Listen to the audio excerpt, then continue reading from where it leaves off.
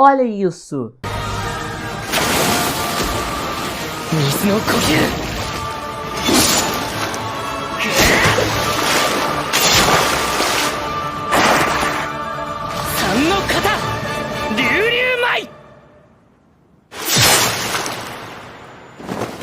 Sim, basicamente esse foi o combo do Tanjiro para cima da Oni das Temari. E mano, que combo foi esse? E o combo excelente, usando as formas combinadas da sua espada. Depois, mais à frente, a gente tem meio que outro combo, né? A finalização da batalha, posso dizer, contra o outro Oni, o Oni das flechas. Mas a luta contra a Temari, no caso, Tanjiro versus a garota da Temari, foi excelente. Mas quando depois que tocou o intervalo, a única coisa que eu não gostei de fato foi que, em vez do Tanjiro continuar com o combo e finalizar o Oni e coletar o seu sangue, né, o sangue dela, não. No caso aqui, o que ele fez simplesmente deixou um diálogo ali rolar entre os Onis e ele, e acabou mudando os ventos da batalha, por assim dizer. Mas, caras, a animação desse treco foi muito bonita. Ufotable sendo a Ufotable de atualmente, não sabemos quando ela vai cair de novo, mas por enquanto ela está em pé, em alta qualidade, fazendo essas animações incríveis dos seus animes, né? Lembrando que o último exemplo disso de animação incrível feita pela Ufotable foi para a série Fate, se eu não me engano, Fate Stay Night e etc. Que a animação dos Fates, no caso, feita pela Ufotable, foi lindíssimo demais. E a mesma coisa está acontecendo com Kimetsu no Yaiba. E bem, começando aqui então, eu vou dizer que hoje a gente vai comentar dos episódios 8 até o episódio 10. E logo na próxima semana eu estarei acompanhando o anime Kimetsu no Yaiba semanalmente. E mais uma coisa que eu tenho que falar aqui é para vocês se inscreverem nesse canal, porque isso ajuda bastante, também de deixar o seu like caso vocês gostarem desse vídeo. E se vocês gostarem dessa análise, se interessarem pelo anime do Kimetsu no Yaiba, sabe que tem uma mini descrição aqui na descrição do vídeo, né? Uma mini descrição sobre o anime, dizendo como ele é e tal. Vai que você se interessa e quer vê-lo também, né? Então, sem mais delongas, vamos continuar e vamos analisar aqui o episódio 8, se eu não me engano.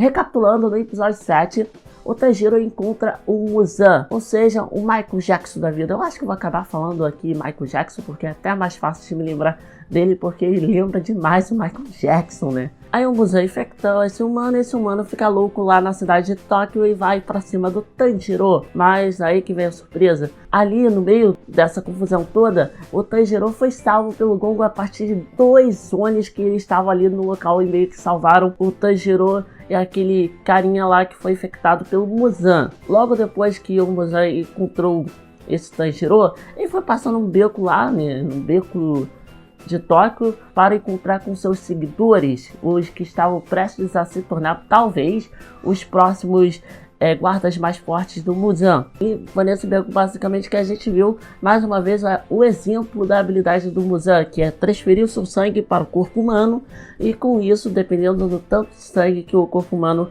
mantiver ali, ele vai conseguir se transformar em um Oni. Mas se caso essa quantidade for demais e o corpo humano não conseguir resistir, as células deles vão ser obstruídas, vão ser destruídas, ou seja, você vai virar pó basicamente. E nessa cena também descobrimos que o Muzan possivelmente tem uma rixa contra o pai do Tanjiro, que não foi mostrado nessa série quem é o pai do Tanjiro de fato até agora. Pode ser que o pai do Tanjiro seja também o caçador de demônios, e esse Muzan obviamente tem uma rixa com ele, porque obviamente ele já se deparou com ele, posteriormente quase acabou perdendo, pelo mostrado no rápido flashback. Detalhe também é que os dois, tal pai e tal filho, usam o mesmo brinco, né? E com isso, o Muzan logicamente deve ter reconhecido o Tanjiro como se fosse o filho desse tal caçador de Onis que quase o encurralou uma vez. Lembrando que o Muzan é dito como um dos primeiros Onis mais fortes desse anime.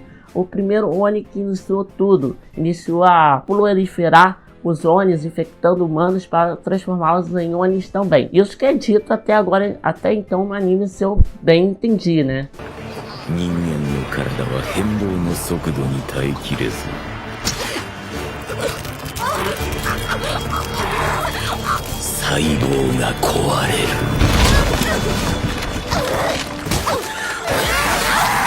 Como disse, o Tanjiro foi salvo pelo Yoshiro Tamayo, que posteriormente eles são apresentados como Onis, mas não são Onis maus, são Onis bons, que sim, ainda tem problema com a questão de se alimentar, de precisar de sangue humano para poder viver, mas eles já disseram que eles modificaram seus corpos para que a transfusão de sangue seja um pouco mais fácil e que não precise matar um humano para isso. Nessa parte da reunião entre os Onis do bem, do Yoshiro e da Tamayo, foi muito legal essa parte, porque o Yoshiro foi jogar uma pedra para cima do Tanjiro, falando que a Nezuko não é bonita, e o Tanjiro ficou super puto com isso, tá ligado? E depois devolveu um monte de coisa para o Yoshiro. É claro que tem um motivo disso do Yoshiro ainda não achar a irmã do Nezuko bonita. Até o final do episódio 10, ele meio que perdoa isso, no caso, porque vai acontecendo alguns outros eventos.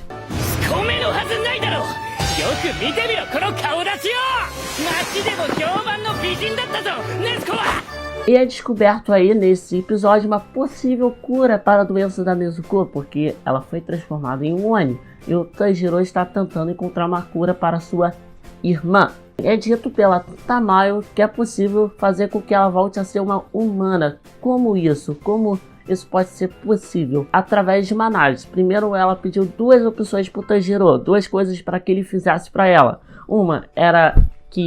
A primeira opção era que ela tivesse a permissão de analisar o sangue da Nezuko, e a segunda opção, se eu não me engano, era para coletar sangue de Onis poderosos, Onis que tem uma ligação bem próxima com o Muzan, com o Michael Jackson. No caso, são os 12 Kitsuki que eles chamavam. São os Onis mais poderosos, os guarda-costas mais potentes que o Muzan tem. Nessa mesma pedida, nessa mesma conversa, quando eles estavam terminando lá os afazeres, aparece a invasão dos Onis, atacando com uma Temari e com uma flecha invisível. E eles atacam o esconderijo deles onde eles estavam e começa uma batalha a partir de então.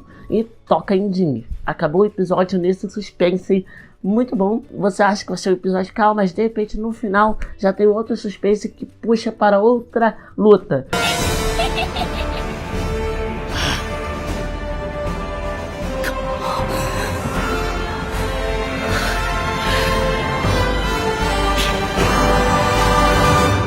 Chegando no episódio 9, a gente descobre que os Onis que invadiram o esconderijo do Yoshiro da Tamayo eram na verdade os Onis da Temari Flecha. Tá no título do episódio os nomes deles, né? Supostos nomes deles. Do nada, né? A paradinha da Temari consegue arrancar a cabeça do Yoshiro. Tá, essa parte foi muito estranha. E como ele não morreu por ter a cabeça arrancada, foi sinistro. E depois, mais tarde, ele se recupera disso, como se fosse nada. É claro que teve um pouco mais de demora, né? Demorou mais para se recuperar a parte do crânio dele, por assim dizer. Mas, mano, foi rápido demais a questão da recuperação. E nesse episódio, o desenrolar do episódio 9 e o desenrolar do episódio 10 só foi luta. Muita luta. E no meio dessa luta, quando eles resolvem trocar de times, né? O Tanjiro resolve pegar o demônio da flecha. E o Yoshiro e a Tamayo e também a Nezuko ficam para cuidar dela. E o Tanjiro foi cuidar com o carinha da flecha, que era um carinha bem poderoso também. Esse carinha da flecha meio que usava flechas invisíveis para atacar os oponentes. Por isso que ele e a Temari faziam um combo muito interessante, porque a Tamayo jogava as bolas de Temari dela e basicamente o Oni da flecha controlava a direção deles. E isso foi bem interessante. Nessa parte onde o Tanjiro basicamente estava muito encurralado, porque tinha bola de Temari voando para tudo e qualquer lado, o Yoshiro meio que fala sobre isso, sobre essa capacidade das flechas. Porém, humanos normais não podem ver essas flechas em movimentos, porque as flechas perante olhos humanos são invisíveis. Mas para os Onis, não. E o Yoshiro meio que compartilha a sua visão para que o Tanjiro também consiga ver essas flechas. Foi um momento muito Sharingan, por assim dizer, essa parte. Mas o Tanjiro consegue se virar um pouco melhor ao ver essas flechas. Nessa parte também, na parte muito mais pro final do episódio 9, a Oni da Temari lança a Temari pra cima da Nezuko e arranca a perna. Tipo, nessa parte foi... Por quê? Não precisava. Sério mesmo, não precisava mesmo. E a Nezuko podia ter desviado. Aí, nesse momento, que houve mais tensão do episódio.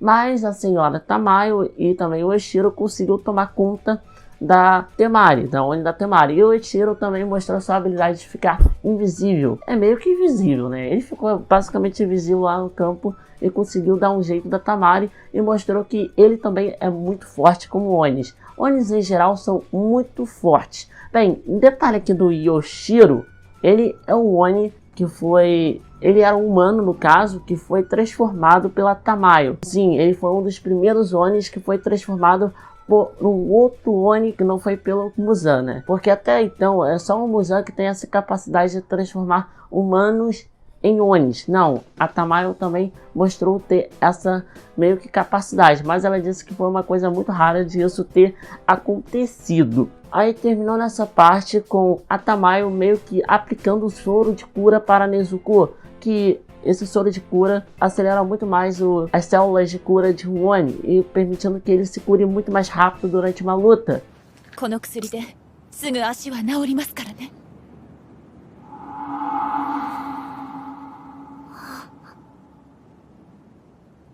Aí no episódio 10, né, onde o Tanjiro está se virando contra o carinha das flechas, ele consegue derrotá-lo. Porém, nesse momento que ele estava quase perdendo o ar, porque o que acontece? Quando o carinha da flecha teve sua cabeça arrancada pela espada executadora de demônios, em suas últimas forças tentou usar suas flechas para ficar meio que jogando o Tanjiro em várias direções. Nessa parte, o Tanjiro, obviamente, muito desesperado, ele fica usando várias formas das suas espadas para conseguir lá conter os danos. E claro, ele conseguiu meio que sobreviver. Ele conseguiu sobreviver ali. Ele só teve, se eu não me engano, 2 costelas e um braço quebrado, pelo que ele disse ali.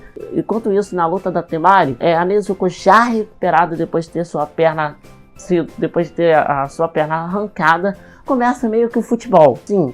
O futebol de Temari. Na moral, foi muito isso que eu pensei. Em Shingeki no Kyojin, mudando um pouco de assunto, teve aquele golaço que o Titã Colossal fez no Eren, que ele mandou lá para a muralha. Mas em Kimetsu no Yaiba agora tivemos uma disputa de futebol de Temaris entre a Oni da Temari e a Nezuko. E elas duas ficaram medindo forças. Obviamente, a Nezuko, por ter o sangue, no caso, o sangue do Muzan, ter mais sangue do Muzan e ficar ainda mais forte à medida do tempo, no caso, ela conseguiu vencer. Mas, cara, foi legal esse futebol de Temaris. Sério, foi muito legal esse futebol de Temaris.